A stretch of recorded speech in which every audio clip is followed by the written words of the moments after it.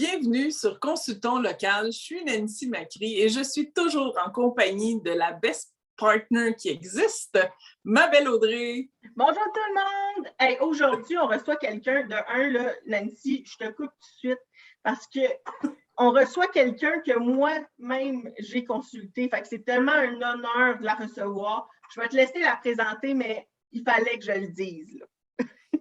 Exactement, elle nous a fait grandir et on a le privilège de pouvoir vous la présenter. Fait que bonjour Diane, bienvenue dans notre entrevue.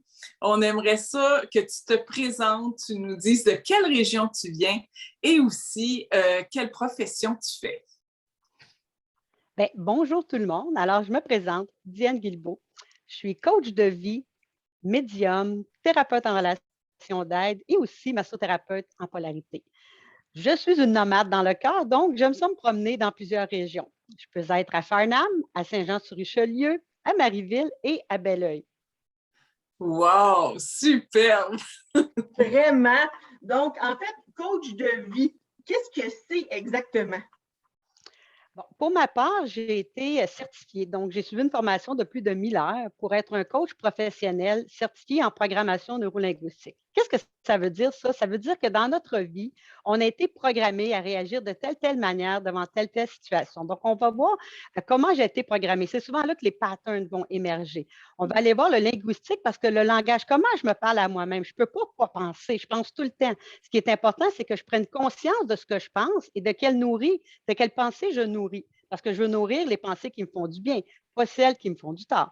Ensuite de ça, neurologique, parce qu'on interprète le monde autour de nous avec nos 5 sens.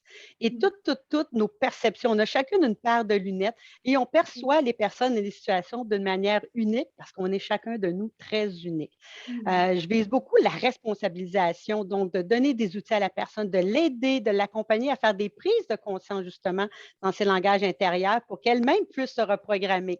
Donc moi, j'aime beaucoup les petits post-it, hein? Ça aide beaucoup les gens pour se rappeler à soi-même qu'est-ce que je veux changer dans ma vie, puis qu'est-ce qui est important.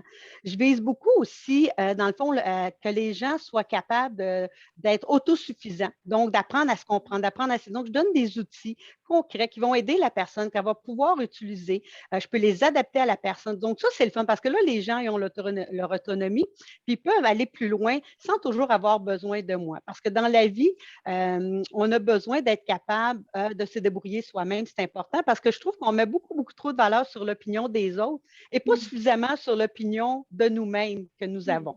Donc, pour moi, ça, c'est important. Je ne pense pas que personne veut devenir personne d'autre. On veut juste simplement se permettre d'être soi-même. Donc, dans le fond, c'est de partir à la découverte de qui je suis. C'est qui ça, moi? Je suis cette personne unique et merveilleuse que je suis. Donc, j'adore accompagner les gens pour les aider à découvrir qui ils sont. Puis ensuite de ça, de faire leur bien-être, leur priorité numéro un. Ça veut dire que dans ce temps-là, toutes mes décisions, toutes mes pensées sont basées sur ce qu'est-ce qui me fait du bien à moi, pas ce qu'est-ce qui fait du bien aux autres. Et c'est certain que ça dérange, hein, d'être authentique, d'être vrai, ça peut déranger. Et en même temps, c'est vraiment la voie de la paix intérieure et du bien-être, ça passe par là. Donc, c'est un peu mon approche que j'ai à ce niveau-là. Le thérapeute, bien, c'est beaucoup plus au niveau, dans le fond, de tout ce que j'appelle l'ego-personnalité, que sa manière bien à elle de gérer le monde. Donc, de se comprendre soi-même, c'est quoi mes forces, c'est quoi mes limites. Et là, on va aller beaucoup plus dans des topics comme les idéations suicidaires, vraiment la reconstruction familiale, quand on parle aussi de séparation, de deuil, de changement professionnel et beaucoup de changements. Dans le fond, le changement, il est inévitable. Que je le veuille ou non, il y a des choses qui vont changer autour de moi. La seule chose que je peux changer, c'est moi-même et comment je veux vivre ces changements-là pour devenir vraiment à apprivoiser ces changements-là puis à être bien à travers tout ce qui se passe dans ma vie. Donc, c'est un peu plus là, la thérapeute va être un peu plus là. Quand on parle vraiment de la technicienne en éducation spécialisée, bien, c'est beaucoup plus au niveau du coaching familial que cette partie-là de mon expertise va être mise en œuvre. Donc, ça donne un petit peu. Puis vraiment, chaque rencontre est aussi unique que la personne devant moi et je vais m'adapter et je vais utiliser toutes mes connaissances, tout l'être que je suis, toutes mes propres expériences de vie pour guider la personne et l'accompagner là, à apprivoiser les changements, puis vers son mieux-être, vers la paix intérieure, vers tout ce qu'elle désire réaliser dans sa vie. Puis dans le fond, quand on désire quelque chose de nouveau, c'est qu'on pense qu'en l'ayant, on va se sentir mieux. Donc, quand on parle de bien-être, c'est ça, et ça commence toujours à l'intérieur de soi en premier, dans ses pensées, dans ce que je cultive, dans ce que je nourris. Puis après ça, ça va affecter mes actions, puis comment je vais manifester tout ça dans ma vie. Wow! Wow, vraiment. Dis-moi, il y a une question qui m'est venue en tête. L'ego personnalité, est-ce que ça ressemble à notre petit hamster? Ah, tellement, c'est exactement ça. Il y en a qui appellent ça un petit peu le petit cerveau reptilien qu'on a en arrière, hein, qui nous vient dans le temps qu'on était des reptiles. Puis on a toute notre lobe frontal, hein, qui est toute notre maturité émotionnelle, notre maîtrise, notre jugement. Et c'est ça, toutes nos parts sont vraiment à l'arrêt. C'est pas pour rien qu'ils disent qu'on a des yeux en arrière de la tête. Ça nous vient de notre petit cerveau reptilien. Où sont les peurs? Parce que les peurs, on en a eu besoin dans notre vie pour survivre, hein. L'humain n'aurait pas pu survivre si on regarde tout le monde animal. Nous, c'est notre intellect, c'est notre mental qui nous permet de survivre parce que notre corps, il est très fragile comparé au reste du monde animal. Donc, c'est comment je peux, avec mon lobe frontal, avec ma maturité émotionnelle, ma maîtrise de mon mental, aller maîtriser ces parts-là et les transformer en force et aller au-delà de ça. Donc, l'ego personnalité, c'est ça, c'est elle, c'est le cerveau gauche, hein, du cerveau qui est logique, qui est capable d'analyser, d'observer. On en a besoin. Donc, quand on dit que l'ego est à abattre, moi, je ne suis pas d'accord avec ça. L'ego a besoin d'être au service de quelque chose de plus profond à l'intérieur de soi. Et il est nécessaire et on a besoin. Donc, on doit le comprendre. On doit découvrir c'est quoi cette ego-personnalité-là, puis comment, avec ma maîtrise émotionnelle, ma maîtrise mentale, je peux arriver à bien manifester ce que j'ai le désir de vivre dans ma vie. Vraiment intéressant. Puis, dans une rencontre avec toi, comment ça se passe? Comment ressemble en fait une rencontre avec toi? Bien, d'abord, on va s'asseoir, on va se présenter. Et la première rencontre, c'est beaucoup ce que j'appelle là, une prise de connaissance. Donc, on va jaser. C'est vraiment comme on est en train de jaser aujourd'hui, toi et moi, Audrey. C'est vraiment, on entame une discussion ensemble. Donc, je te pose des questions, on regarde. Donc, tu n'as pas besoin d'être quelqu'un qui est très volubile ou qui s'exprime beaucoup. Avec des questions bien ciblées, je vais être capable de t'amener à t'exprimer puis à aller puiser à l'intérieur de toi pour te poser des questions et faire les prises de conscience qui, par la suite, vont t'aider à amorcer les changements que tu désires. Donc, c'est vraiment une conversation amicale entre deux personnes. Puis, au travers de ça, bien, il y a des outils qui vont être proposés. Il va y avoir des prises de conscience. Il va y avoir des fois des moments où il va y avoir de la douceur, des moments où on va brasser un petit peu plus pour dire « Hey, est-ce que tu réalises ce que tu viens de dire? Est-ce que c'est vraiment comme ça que tu veux vivre ta vie? » Donc, il y a un mélange un petit peu de tout ça qui se passe dans une rencontre avec moi. C'est une rencontre basée sur l'authenticité, sur l'honnêteté, sur le partage, parce que pour moi, ça, c'est important, sur l'écoute active de l'autre et de vraiment me mettre au niveau de la personne qui est devant moi et dans mon approche d'être aussi unique que cette personne-là est unique et d'innover. Et vraiment, pour moi, je vous dirais, il n'y a pas de rencontre typique. Elle est vraiment, vraiment unique à chaque personne qui est devant moi. Ça, c'est le fun, vraiment. Puis l'aide, en fait, familiale que tu fais, est-ce que c'est similaire au niveau des rencontres? Oui, en fait, j'aime beaucoup commencer parce que je peux aller avec des enfants, des adolescents et les parents. Donc, à tous ces niveaux-là, j'ai une grande expertise étant donné que j'ai été éducatrice spécialisée en milieu scolaire et en centre jeunesse. Et mon approche est beaucoup plus ciblée individuelle. C'est-à-dire que si j'ai un enfant ou un ado, parent, peu importe, qui vit une problématique X, je vais d'abord commencer à parler avec cette personne-là, voir comment elle perçoit la situation, voir ses modes de communication. Et mon but, c'est toujours d'amener la personne à exprimer elle-même à l'autre personne ce qu'elle ressent pour que vraiment on puisse susciter une communication à l'interne dans la dynamique familiale. Par contre, parfois, il est nécessaire d'avoir de la médiation entre certains membres de la famille parce qu'ils ne sont pas rendus là. Donc, besoin des outils, besoin de les guider, de les amener à exprimer ce qu'ils m'ont dit à moi, à l'autre personne qui est devant moi, dans un contexte où on se sent en sécurité, où on est capable d'exprimer sans avoir peur de la réaction de l'autre. Donc, il y a beaucoup de cet accompagnement-là qui se fait.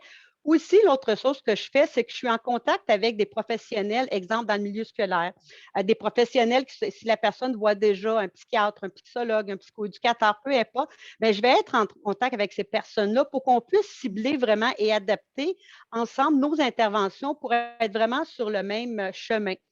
Au niveau de comment on peut aider la cellule familiale. Donc, c'est un peu mon approche avec la famille. Je peux me déplacer chez les gens parce que parfois, c'est plus facile, surtout si on a des gens qui n'ont pas souvent vu des intervenants. La première rencontre à la maison, parfois, permet aux jeunes de se sentir plus à l'aise. Puis par la suite, on peut aller dans le bureau où, à ce moment-là, on lui permet d'avoir un espace neutre pour pouvoir s'exprimer en toute confiance. Donc, c'est un peu comme ça. Et je vais beaucoup outiller les parents à mieux connaître leur enfant, à mieux accepter la manière qu'ils sont leurs enfants, puis leur donner des outils pour mieux les accompagner à travers ça. Et souvent, les parents vont apprendre à se découvrir eux autres aussi. C'est quoi mes valeurs de parents? C'était quoi les valeurs de mes parents?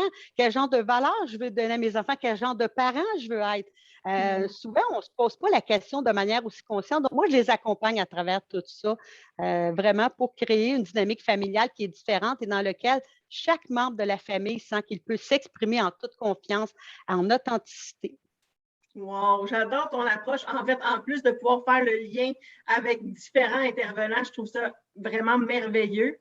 Et là, j'ai vu et j'ai entendu que tu as dit que tu es médium, donc tu fais de la guidance aussi. À quoi ça ressemble? Bien, dans le fait, médium, pour moi, tout le monde est une médium. C'est quoi être une médium? C'est-à-dire, moi, j'ai une petite voix intérieure. J'ai une partie intuitive qui est à l'intérieur de moi, qui me connaît bien, qui essaie de guider, puis de me dire, hey, ça, c'est bon pour toi, ça, c'est pas bon pour moi. Et souvent, quand j'écoute cette petite voix-là, ah, que c'est beau, ça va bien. Puis quand je l'écoute pas, je me rends compte, puis je me dis, oh mon Dieu, je le savais, j'aurais donc bien dû m'écouter. Fait que dans le fond, la médiumnité, on l'est tous. On est des êtres, hein, vraiment, qui sont connectés. L'humain, là, on est capable de lire dans l'autre sans avoir de parole. On est capable d'observer. Donc, la télépathie, on le fait, surtout avec les gens qui sont proches de nous. Donc, pour moi, on est des êtres spirituels dans un corps physique. Ça peut paraître un peu plus ésotérique pour certaines personnes, mais dans le fond, ça fait partie de notre nature. Si on regarde l'humain, on a besoin de spiritualité, on a besoin de croire en quelque chose de plus grand que nous. Donc, moi, dans mes croyances à moi, que je n'impose à personne, donc je vais aller selon les croyances de la personne qui vient me voir. Est-ce que c'est quelqu'un qui croit que les personnes décédées continuent de vivre? Parce que moi, très jeune, je les voyais, ces personnes décédées-là. Je communiquais avec eux. Ça m'a pris du temps avant de comprendre ce que je voyais puis d'accéder à cette partie-là, parce que dans notre société, c'est un peu tabou d'avoir ce genre de vision-là. Par contre, ça m'a été démontré plusieurs fois quand je décrivais une personne, puis je ne la connaissais pas, puis on me disait « Ah mon Dieu, c'est mon grand-père ou c'est telle personne. » Donc, ça m'a même démontré à la sceptique à l'intérieur de moi que la personne, elle était vraiment là, puis ce n'était pas juste dans mon imagination, dans ma tête. Il peut y avoir des rencontres, bon, si je crois à la réincarnation, c'est quoi mes autres vies, comment il m'affecte présentement. Donc, il y a vraiment, la guidance spirituelle, c'est vraiment pour moi, je crois qu'on a tous des guides spirituels qui sont de l'autre côté, qui nous guident. Ça inclut notre petite voix intérieure. Puis comment je peux t'aider, toi, à te connecter à ta petite voix intérieure, si tu désires être tes guides spirituels, si tu désires d'aller voir plus loin dans des vies antérieures. Je vais prendre une petite gorgée d'eau. Aucun problème. Petit temps des allergies pour moi. Oui. T'inquiète, t'es pas la seule. Oui, hein? Excusez, je vais. Bon. Les petits allergènes qui se mettent dans ma gorge, piqué picote. Oui, effectivement. Donc, merci de votre compréhension et de votre patience. Pas de Avec problème. moi, j'ai les yeux pleins d'eau, là. C'est Et tellement voilà, intéressant comment tu expliques la guidance spirituelle. Je trouve ça vraiment une belle approche, une belle façon de l'expliquer. Puis pour t'avoir consulté, je sais la force que tu as, la capacité de vraiment pouvoir nous guider. Puis des fois, ça nous aide à nous réorienter, de revoir les choses différemment. Puis c'est ça, je trouve ça vraiment extraordinaire ce que tu fais. Merci, Nancy. Et puis, tu parlais aussi que tu faisais du massage polarité. J'ai entendu plein de massages, mais celle-là, je n'ai jamais entendu. Qu'est-ce que c'est au juste? J'ai découvert ça, pas par hasard, parce que le hasard n'existe pas. Ça a été mis sur mon chemin. Et ce que je me suis rendu compte, je vais vous expliquer un petit peu d'abord qu'est-ce que c'est. Le massage polarité, ça se passe sur une table de massage. On est tous habillés. C'est vraiment, on pourrait dire, un toucher thérapeutique où je vais mettre mes deux mains à différents méridiens énergétiques sur le corps de la personne. Contrairement au Reiki ou à d'autres formes de guérison spirituelle où on va chercher l'énergie, on la transmet à la personne, le massage polarité, il vise, c'est-à-dire de stimuler le processus d'auto-guérison naturelle du corps physique. Ça a été prouvé par la science. Il y a vraiment un courant énergétique qui relie toutes nos cellules. Donc, il y a un ostéopathe, chiro, puis naturopathe qui a inventé le massage polarité parce qu'il s'est dit, au-delà de la mécanique, de la réparation, comment ça se fait que j'arrive pas à maintenir un état optimal de santé pour les personnes? Et ce qu'il a découvert, c'est qu'il manquait l'aspect énergie. Donc, on veut remettre en mouvement l'énergie naturelle dans le corps physique de la personne. Et on parle de polarité parce qu'on parle du négatif-positif, de l'équilibre entre le positif et le négatif dans le corps. Et souvent, lorsqu'il y a un malaise physique, bien, il y a un déséquilibre énergétique à cet endroit-là. C'est basé beaucoup sur les 5 éléments. Donc, on parle de l'élémentaire et c'est relié aussi aux 7 chakras. Donc, l'élémentaire, le chakra racine. On parle de l'élément eau qui est vraiment le chakra, le hara, le sacré. L'élément feu qui est le plexus solaire. On parle vraiment de l'air et les poumons, donc qui est le cœur. Ensuite de ça, les 3 autres, les derniers éléments, c'est l'éther qui est vraiment le chakra de la gorge, du 3e œil et de la couronne. Parce que l'éther, c'est l'univers, c'est le grand tout, c'est ce qui nous relie tous ensemble. Donc, on part avec les 5 éléments qui sont reliés aux 7 chakras. Ça a des effets assez impressionnants. Même moi, j'ai été surprise de l'effet. Ça apporte d'abord une grande détente. Donc, même si j'y crois pas, il va se passer quelque chose. La personne va se détendre et ça commence toujours par une rencontre, soit de coaching, de thérapeute ou de guidance spirituelle. Donc, oui. Donc, le premier aspect du massage polarité, c'est on s'assoit en face à face puis on discute. On parle de, qu'est-ce qui fait que tu es ici? Qu'est-ce qui t'intéresse dans le massage polarité? C'est quoi les mots physiques que tu as? C'est quoi les mots émotionnels? Tout ce qui est relié au mental. Donc, on va aller voir vraiment tout ça. Puis ensemble, on va en discuter. Donc, il y a vraiment un aspect au début de relation d'aide. Par la suite, on va terminer par le massage polarité où là, on va aller en silence avec une musique adaptée à l'élément que je vais toucher. Et là, vraiment, la personne va recevoir l'énergie. Donc, il va y avoir une détente, il va y avoir quelque chose qui va se passer. Et même si la personne ne le ressent pas, l'énergie, c'est pas grave, il se passe quelque chose et les gens me le disent plus tard qu'il s'est passé des choses. Et on termine la rencontre simplement par une petite mise au point, de voir comment ça s'est passé pour toi, parce que parfois, il peut y avoir des émotions qui montent. Donc, je vais m'assurer que la personne, lorsqu'elle quitte mon bureau, elle part avec toutes ses ressources, avec toutes ses forces, que si même c'est venu brasser certaines choses de son passé au niveau des émotions, bien, je vais lui donner les derniers outils qu'elle a besoin pour partir en confiance puis continuer de faire, dans le fond, là, pour les jours et les semaines qui viennent, de continuer de mettre en pratique certaines choses qui vont continuer le traitement du massage polarité. Donc, encore là, c'est le fun parce que ça vise l'autonomie, la responsabilisation de la personne. Et on va même regarder l'alimentation. On va vraiment regarder le massage polarité, la personne dans son ensemble. Donc, on regarde tous les aspects, que ce soit physique, émotionnel, psychologique, alimentation, au niveau du mental, les pensées que je nourris, comment je nourris mon corps, mon esprit. Donc, on va aller voir tout ça, puis on termine avec la composante énergétique. Wow! Nancy, c'est intéressant. Ouais, je pense que je l'appelle tout de suite pour un rendez-vous.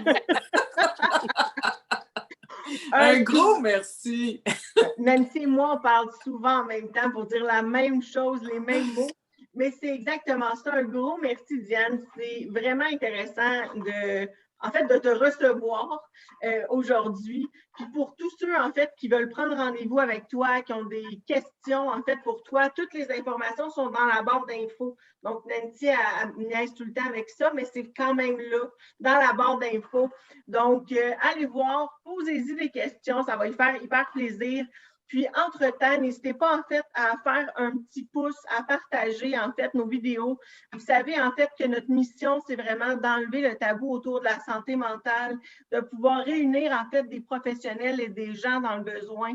Donc, n'hésitez pas, en fait, de partager. Ça l'aide énormément de personnes que peut-être vous ne pensez même pas qu'elle ne va pas bien en ce moment. Donc, un gros merci encore, Diane.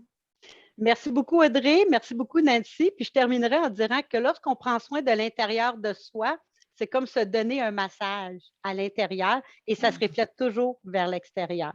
Alors, au plaisir de vous accompagner vers votre mieux-être.